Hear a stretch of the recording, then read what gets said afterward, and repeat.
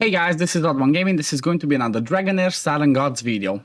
In today's video, I'm going to show you my team, my best team that actually can do one key 140 million damage. You heard that right. This one team is going to do the maximum damage of 140 million.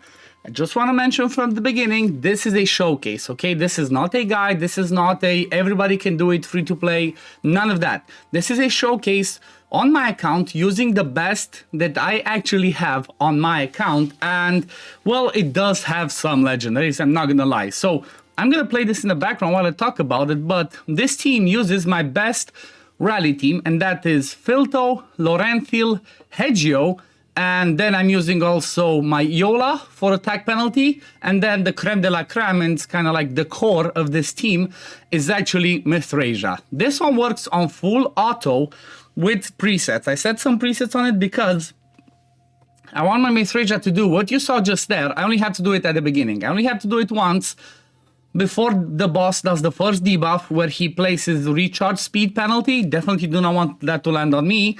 And because the debuff prohibition stays on for 10 seconds, it basically gets me covered for both of the debuffs. So this one over here is the recharge speed penalty, and the second one is the defense penalty. So this team works like clockwork.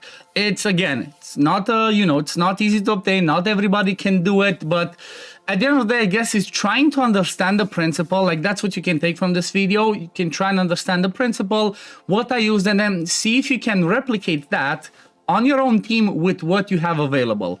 I will also try to have a look and see if time allows, because if I have a look over here, well, we're already at 24%, and it's just, day one, it just started. So I'm expecting this to be like 3 days, and then it's dead, basically. Keep in mind, we do have I also have all the alliance bonuses. I have everything maxed out in the elemental affinities, and we also have all 3 of the buffs. If I go in there to show you, we have all 3 of the buffs from that wisp that you did basically. See this one, the snow feather elf. This is basically what you did during the Chaos Shadows. We got everything to 100%, which means we have a shield and a heal every 10 seconds. We have the inflicts weak on all enemies, which obviously they're going to take 50% more damage. And at the same time, we have this one that increases the damage while this one's active for 10 seconds. I think they're like on a 30-second cooldown. Like every 10 seconds, these ones happen. So I have everything that I can, everything from over here, everything from over here, but still, it wasn't as easy. It wasn't like I just went in there, clicked go, and that's it, it worked. My first attempt with whatever I had my people built got me to 118 million. But after I tweaked some builds, some damage in there, some survivability, I actually managed to get this team to be to the maximum potential. And that's, like I said, 140 million. So the whole idea and the things that I noticed from the first fight that I did, the things that are really important are going to be, number one, having some way of manipulating ultimate energy. May that be you gaining ultimate energy or pushing back the ultimate energy of the boss.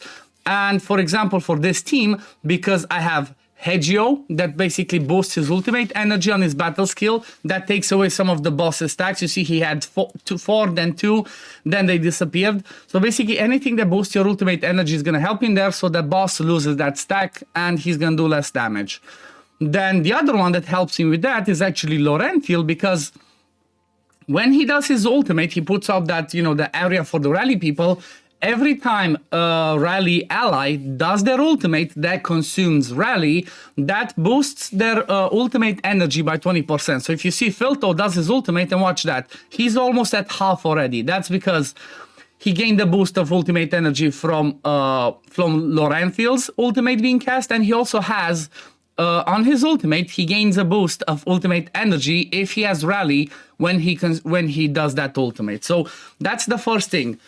Then the second thing that's extremely important is to have, for these 2 debuffs, if you can, somebody that brings debuff immunity, okay? The debuff, I think that's what it's called, not prohibition, debuff immunity, because you definitely do not want to have ultimate recharge time on you, because that's, the recharge speed is going to make your people go slower, come back to your stuff slower. That's going to that's gonna not, that's gonna be not helpful because you're not gonna be in sync anymore. And then the second one is obviously the the defense penalty, that again, you don't want the boss to land that on you because you're gonna take more damage and then you're gonna lose more of your max HP. So that's something to keep in mind. That's what I noticed so far.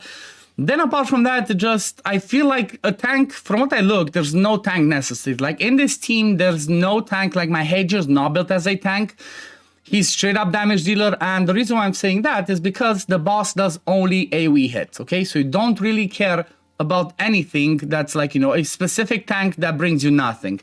If you have tanks that bring you some sort of utility, such as like attack penalty on their ultimate, some extra healing, like a Frur Bath, or somebody that brings like, I don't know, like a Urion, like an Irma, that brings damage reduction that can help. Somebody like an Isolde that brings shields and attack penalty. So stuff like that helps. I'm going to be testing and I want to see if, for example, if I bring big enough shields, do we lose max HP as much, or do we not lose as much max HP? Because I have a feeling that might be a good way to go, by bringing shields in the team so we don't lose as much, so we take basically less actual damage. I'm not 100% sure, okay? I've not tested much. I'm going to try and test as much as I can while this is available. But at the end of the day, like I said, I left this full auto. I could have tried and stopped it and did the revive to bring back Filto faster, because he actually died like at this point a little bit early. But still, this team, let me show you, push it a bit forward, but just keeps going. 120, 127, and then I'm getting here towards the end, 140 million with 30 seconds left to go. So yeah, it's a pretty fun team, I'm not gonna lie. Again, it's not a guide, it's a showcase or a guide if you have these exact heroes. Everybody's scrolled in the team. I have 2 legendary artifacts in team. I'm gonna show everything, but I'm just really happy that I did not expect this. That's the first thing. I did not expect this to be possible. I expected this one to be possible only for people that have more than 2 legendary artifacts, more inspired heroes and stuff like that. So, it was a surprise for me. That's why I'm so excited about this. But yeah, as you see, 144 million, 1 single key. That's it. I hit the max damage. I'm going to click, I think, on statistics just to show the damage as well. Or am I not? No, I did not. But I guess we can see here towards the end that Filto did most of the damage, Hedgio not so bad, and then a little bit from Lorenthil and Yola. Now, when it comes to the rotation, you have to keep in mind the following. If the boss enters that weakened state at the end, which means you have taken down those buffs. Let me see, what does it say? I think it's on the passive one. No, this one. So he starts with Power of the Dragon, the 4 stacks. If you basically are able to take all of those before he does the ultimate, then he's going to enter a weakened state where you see that he's like just on the floor for a few seconds. That basically adds 5 extra seconds to the whole rotation. Otherwise, it is on a 30 second. So that's why if I go in the skill timings, you see my Mistreja is at 35 seconds skill casting interval. I basically only need her to do the debuff immunity every time before the boss does the 2 debuffs. The reason for that is she brings healing on the battle skill, okay? So because she brings healing on the battle skill, I'm pretty set. I don't need her to keep doing the ultimates. If your healer is the one that does the debuff immunity and also healing on the ultimate, you might have to bring that down to a like 17.5 total rotation. So that means that you can do it twice during the fight, once like when the boss is still like down and weakened, and another time just before he lands those debuffs. So that's what you want to keep in mind.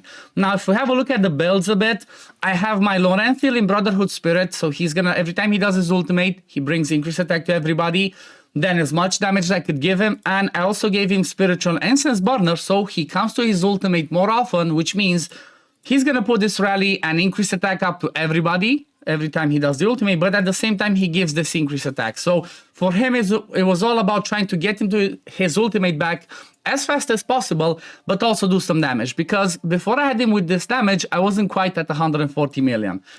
Then my Yola is actually built in an Executioner, and she has the Witch's Remains. She's the one that will land the defense penalty 2 and the attack penalty, okay?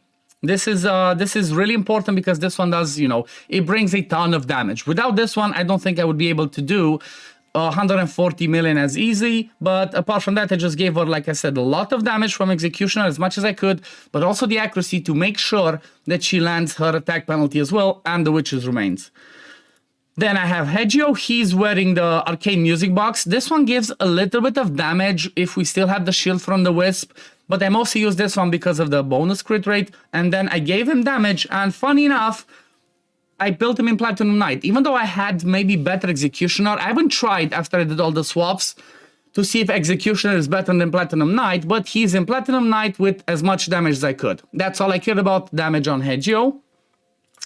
Then same principle for Filto. He is using the eyeball because all of his damage comes from this ultimate. Every time he does the ult with the rally up, he's gonna do insane amount of damage. So obviously I want to boost that as much as I can with the eyeball of the giant. 99% crit rate, almost perfect, but you know, not quite there. And then as much crit damage and attack as I could give him. And again, same principle, Platinum Knight. Honestly, this one might actually be better than Execution, or maybe not, because this one gives you 30% damage bonus for 10 seconds. Every time he does his ultimate, and because of the rally pairing with Laurentiel, he almost always comes back to it in about 10-12 seconds. So maybe actually Platinum Knight is better Executioner. I don't know yet. I would have to do more testing. But yeah, that's what I have on him. And then the last one, which is like the creme de la creme, which is obviously an amazing legendary. She carries me everywhere where I get stuck. That's Mithrasia. I have her with the Hourglass, Rift Hourglass, for more skill haste. Don't care about the accuracy, I care about the 100 skill haste boost. Then as much skill haste as I could get here with Enlightenment, as much skill haste as I could get here with HP, and then I actually built her with Ancestral Protection. This is kind of important because, like I said, you want to mitigate some of that damage during the fight, because otherwise, if you start dying too fast and you don't have a reviver, you're going to have a problem. You want to try to survive the whole fight, so having at least one hero in Ancestral Protection, preferably your healer, is going to help you out. And then apart from that, all about Enlightenment and HP, because she heals based off of her max HP and Enlightenment. So that's why I just focused those two stats mainly on her. But yeah, this was the team. Oh yeah, and also use the crit damage aura from Laurentiel. I guess I'm just gonna do a run with attack to see how it goes. But at the end of the day, this is my team. This is the showcase that I wanted to make, because you know what, it's a pretty fun team. I'm really excited again. I'm so excited about this because I did not expect it to work, okay? I did not expect this to actually do the whole one key, the 140 million with just one team. Normally, if we look at the fight, you have to do the 140 million to hit the top damage. Okay, I guess I screwed this up because I have to first do it manually with Mithrasia, like I said, but at the end of the day, I think the goal here is to do the 140 million with 6 teams. So you have a total of 6 teams in here, so I'm gonna have a look and see what else I can do. I'm a bit tired. I don't feel as well because you know, I just don't feel well. That's why I'm not streaming today. But I wanted to make this one, so I'm not sure how many teams I can build. But the goal is to hit 140 so you can get the maximum amount of echoes of Clepsydra. And also exploration progress, I'm not sure. Oh yeah, this one actually still boosts your progress to get more echoes of Clepsydra from the progress over here. So yeah, I guess that's gonna be it. There's also some damage ranking, I guess. Obviously, Arsalan just, you know, smashing it. Let me see, what's that? He's doing 1 trillion. So he did 1,274,000,000,000. No, 1,274,463,000 damage. That's, yeah, I'm not gonna be there. I'm not sure I can get to the top. Let's see, what do I get? Okay, so if I do manage to get in top 50%. I think I might maybe make top 200 to get 25,000 more of this one, but I don't know. With the damages that I see here, it might be tough. It might be tough, but anyway. This is gonna be it for the video today, guys. I hope you enjoyed this. Like I said, it was more of a showcase than a guide, but still, I hope you enjoyed it because I guess I showed you what you can do if you do get some legendary, some epic, some legendary artifacts in there and work around with those ones. But anyway, this is gonna be it for the video today, guys. As always, if you do enjoy my content, don't forget to like this video, subscribe to the channel to see when I upload next, and I'm gonna see you on the next one. Peace, love, take care, everyone. Bye, guys.